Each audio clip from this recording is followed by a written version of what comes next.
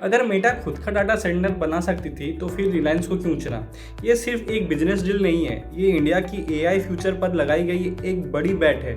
Meta यानी Facebook, Instagram और WhatsApp की पेरेंट कंपनी है, वो इंडिया में अपना पहला AI enabled data centre develop करने जा रही है और इस प्रोजेक्ट के लिए पार्टनर चुना गया है रिलायंस इंडस्ट्री को।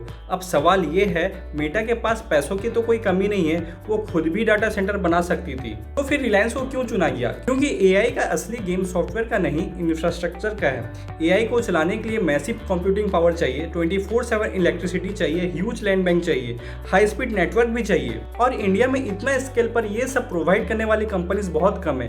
रिलायंस उनमें से एक है। लेकिन इन्वेस्टर के लिए सबसे इंटरेस्टिंग बात ये नहीं है। इंटरेस्टिंग बात ये है कि मार्केट इस डील को सिर्फ पार्टनरशिप की तरह ले रहा है या मार्केट इसे एक सिग्नल की तरह देख रहा है। सिग्नल ये कि दुनिया की सबसे बड़ी टेक कंपनीज इंडिया को सिर्फ यूजर्स का मार्केट नहीं, एआई इंफ्रास्ट्रक्चर हब के रूप में देखना शुरू कर रही हैं। और हिस्ट्री गवाह है, जब भी कोई नया टेक्नोलॉजी साइकिल शुरू होता है, सबसे ज़्यादा पैसा उस टेक्नोलॉजी को यूज़ करने वालों से नहीं, उसके इंफ्रास्ट्रक्चर को बिल्ड करने वाले को मिलता है। अमेरिका में एआई बूम का सबसे बड़ा फायदा एनवी इंडिया और डाटा सेंटर कंपनीज को मिला। अब सवाल ये है, क्या इंडिया में एआई इंफ्रास्ट्रक्चर अगला मेगा अपॉर्चुनिटी बन सकता है?